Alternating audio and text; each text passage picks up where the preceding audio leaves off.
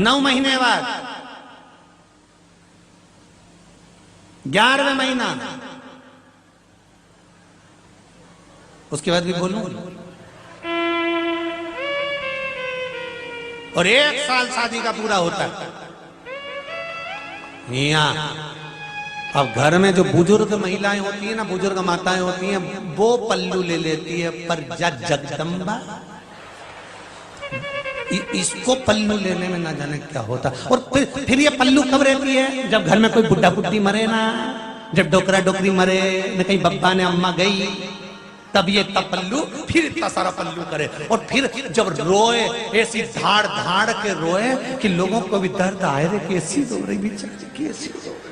भगवान कितना दुख है, कितनी प्रेम करते थे टोकरी से, अम्मा मर गई, कितनी रो रही है, और ऐसी धाड़ धाड़ के रो रही। पर घूंघट उठा के तो देखो, आंख में आंसू नहीं आई, जब जबरदस्ती चिल्ला रही अल्ला रही है तो फालतू की बात, रो रही रो रही रो रही।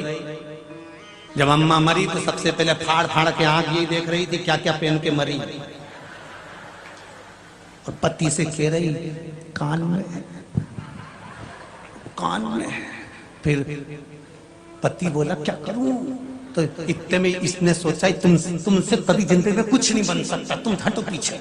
और ये बैठ गई डोकरी के पास में, और इतना घूंघट करके और डोकरिया से ऐसी गले मिलके रोई, पल्लू डाल के, और धीरे से कान की मुर्गी को दांत से कतर ली। और कान की मुर्गी दांत से कतर के मुंडा में भर के देवरानी से बोली, मैं अभी आई, घबराहट हो रही।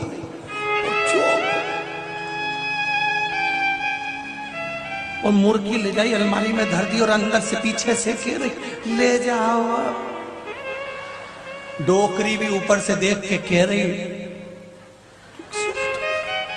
रात को फ्रिज में पानी पीने आनी, फ्रिज पे बैठी ना तो मेरा नाम भी कमला बाई।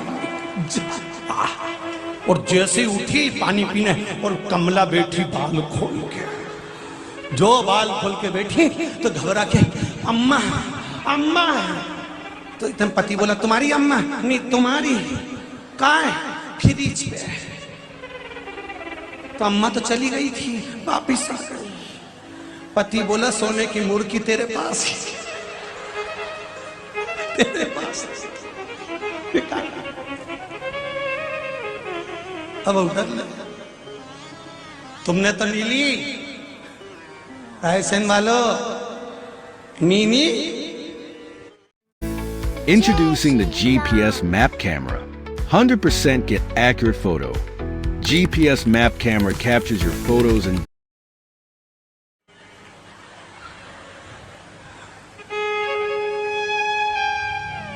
हरी बेटी ससुराल में रहियो तो चांद बन के, हीरा और पन्ना की दुकान बन के।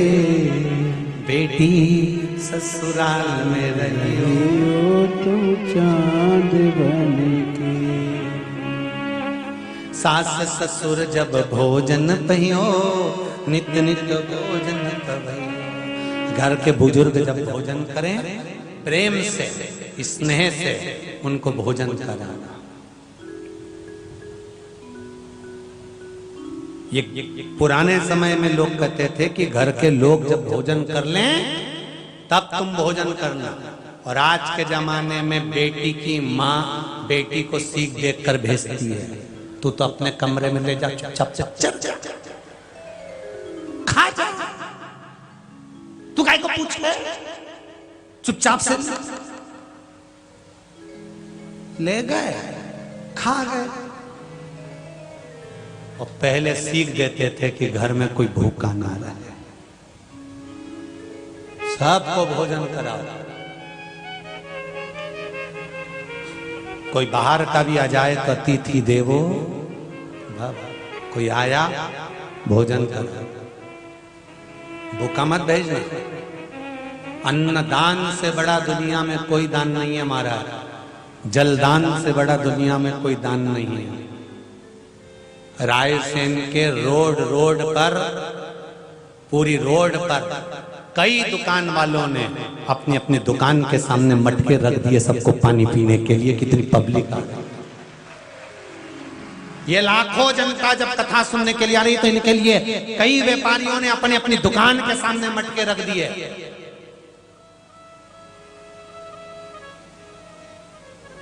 कोई ने मिल्टन भर भर कर रख दिए पानी के, कोई ने मटके भर के रख दिए पानी के, कोई ने नल लगा दिए पानी के कि इतनी भरचक गर्मी में जहां 42 और 43 डिग्री टेम्परेचर है, उस टेम्परेचर में लोग अपना अपना घर छोड़कर इस दशहरा मैदान में लाखों लाखों लोग शिव महापुराण की कथा सुनने आ रहे हैं। पानी की व्यवस्था करी है रायसेन के इन लोगों ने, जिन्होंने करी है उनके लिए एक बार जोरदार ताली बजाओ।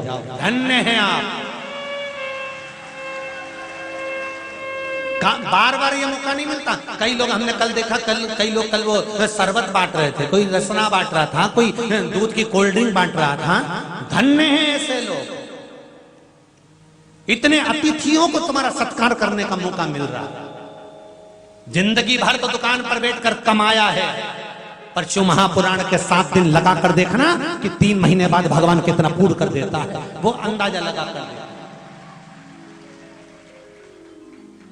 कितना देगा वो उसके हाथ में। तुमने जो लगाया यहाँ, तुमने जो समय दिया, तुमने जो धन दिया, तुमने जो संपदा दी, तुमने जो श्वास दिए, तुमने जो समर्पण दिया, उसका फल तुम्हें क्या मिलता है ये शिव ही जान सकता, कोई दूसरा नहीं जानेगा।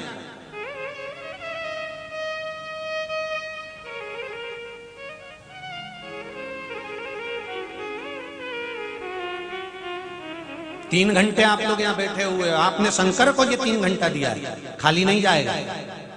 तुम्हारा एक एक पल, एक एक घड़ी, एक एक क्षण, एक एक श्वास खाली नहीं जाएगा। 3.5 करोड़ रोम छिद्र इस शरीर के अंदर हैं। 3.5 करोड़ रोम है शरीर के अंदर। 3.5 करोड़ रोम छिद्र भगवान की भक्ति में लगे हैं, तो ये साधारण कैसे जा सकते। पार्वती मैया विदा हो रही है, घर की बुजुर्ग माताएं उनको ज्ञान दे रही हैं, समझा रही हैं। घर में कोई भूखा ना, सबका पेट भर गया। बेटी तू अन्नपूर्णा, बेटी तू लक्ष्मी।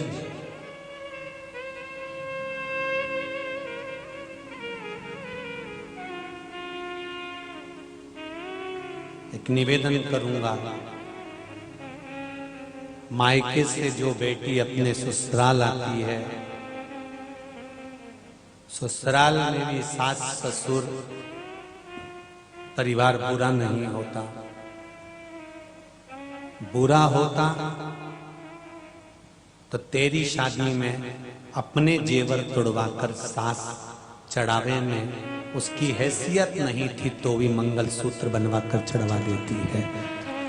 कोई साधारण नहीं, कोई सास ससुर परिवार बुरा नहीं होता, और ना बहू बुरी है, ना सास बुरी है, ना मायके वाले बुरे हैं, ना ससुराल वाले बुरे हैं।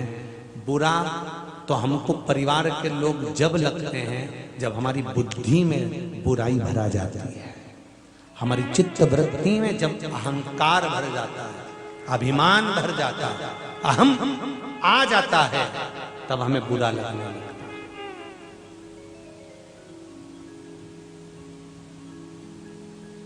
बेटा सॅम्पल तपासलं का? हो पप्पा, सॅम्पल तर तपासून घेतलं, पण तुम्ही बिझनेस वाढवण्याबद्दल काय विचार केला? बिझनेस वाढवणं बेटा काही पोरखेळ नाहीये.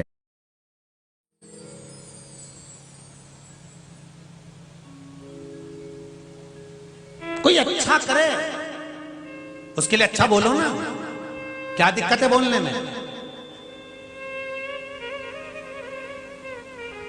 और छोटी मोटी अगर गलती है, मेरी माताओं से निवेदन है, छोटी गलती है बहू की छुपा लीजिए, छोटी सी गलती है उसको नजरअंदाज कर दीजिए। और बहुओं से भी निवेदन है, छोटी मोटी गलती तुम लोगों की दिखती है कि जेठानी को ज्यादा चाहती, मुझे चाहती नहीं, मुझे ज्यादा चाहती तो उसको चाहती नहीं। अरे माँ ने अपने 4 बच्चों को बराबर का दूध पिलाया है, अपने 2 बच्चों को बराबर का दूध पिलाया है, और माँ मरेगी तो ये जायदाद का हिस्सा भी 2 के हिस्से में ही आएगा। तो क्यों कपट करेगी वो, क्यों छल करेगी? छल हमारी बुद्धि में आता है, पाप हमारी बुद्धि में आता है। वो कहते हैं ना, जिस कलर का चश्मा लगाओगे सामने वाला व्यक्ति, बोलो जरा जम के बोलो, उसी कलर का दिखेगा। पापी को पापी नजर आता है, कपटी को कपटी नजर आता है, चोर को चोर नजर आता है, बेईमान को बेईमान नजर आता है, धर्मात्मा को धर्मात्मा नजर आता है, पुण्यात्मा को पुण्यात्मा नजर आता है, सत्यवान को सत्यवान नजर आएगा, साहूकार को साहूकार नजर आएगा, धर्मात्मा को धर्मात्मा नजर आएगा, अच्छे को अच्छा नजर आता है। और जिसने कपट का चश्मा लगा रखा हो, जिसने बुराई का चश्मा लगा रखा हो, जिसकी दृष्टि बेकार होगी, उसको सब बेकार नजर आएंगे। अहंकारी को अहंकारी नजर आता है, कामी को कामी नजर आता है, लोभी को लोभी नजर आता है, चोर को चोर नजर आता है। आप कौन से कलर का चश्मा लगाए हो, ये आपके ऊपर है। आपको व्यक्ति अगर बेकार नजर आ रहा है, दुर्योधन और युधिष्ठिर दोनों को भेजा था मेरे भगवान कृष्ण ने। युधिष्ठिर से कहा था, जाओ दुनिया में सबसे बुरे आदमी को ढूंढ कर लेकर आओ, और दुर्योधन से कहा, इस संसार में सबसे अच्छे आदमी को ढूंढ कर लेकर आओ। दुर्योधन को अच्छा नहीं मिला और युधिष्ठिर को बुरा नहीं मिला। क्यों? युधिष्ठिर जिसको ढूंढता था उसमें कुछ अच्छा ही ढूंढ लेता था, और दुर्योधन जिसको देखता था उसमें बुराई ढूंढ लेता था। हमारी भी आदत ऐसी है, कथा में बैठने के बाद भी हम लोग बुराई ढूंढते रहते हैं। महाराज ने ये तो बोला ही नहीं, महाराज ने ऐसा कैसे बोल दिया, महाराज ऐसा क्यों बोले, महाराज ने ये क्यों नहीं बोला, महाराज ने कथा में ये क्यों नहीं बताया। हम उसमें बैठकर भी बुराई ढूंढ रहे हैं। वो तो अच्छा हुआ जन्म के समय पे तुमने बुराई नहीं देखी, नहीं तो पैदा होते से डॉक्टर और सिस्टर में बुराई देख लेते। हट पगली, बता हमें पैदा कर दिया, उसमें भी बुराई देख लेते। तुम इतने बड़े बुराई ढूंढने वाले संसार में पैदा हुए। बुरा देखने वाला बुरा ही देखेगा, अच्छा देखने वाला अच्छा ही देखेगा, धर्मात्मा धर्मात्मा ही देखता है। विद्वान को सब विद्वान नजर आते हैं, ज्ञानवान को सब ज्ञानवान नजर आते हैं। ढोंगी को ढोंगी दिखेंगे, प्रपंची को प्रपंची दिखेंगे, अधर्मी को अधर्मी दिखेंगे, कामी को कामी दिखेंगे। आपकी दृष्टि पर जो चश्मा चढ़ा है, आपको सामने वाला व्यक्ति जैसे आप होगे वैसा ही नजर आएगा, वैसा ही। एक उंगली जब हम किसी पर उठाते हैं, ये 3 उंगलियां हमारी ओर जाती है कि अपने अंदर झांक कर देखो तुम कैसे हो, तब किसी पर उंगली उठाना। अपने ऊपर पहले पलट कर देखा जाए कि अपन कैसे। गलती स्वयं की छाटी। तुलसीदास जी ने रामचरितमानस की रचना करी तो सबसे पहले अपनी गलतियां लिखी। मैं कुछ नहीं जानता, मुझ में विद्वत्ता नहीं, मुझ में ज्ञान नहीं।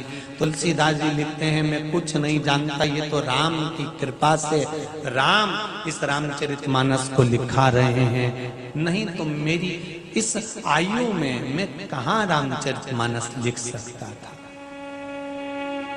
अहम से दूर हो जाओ,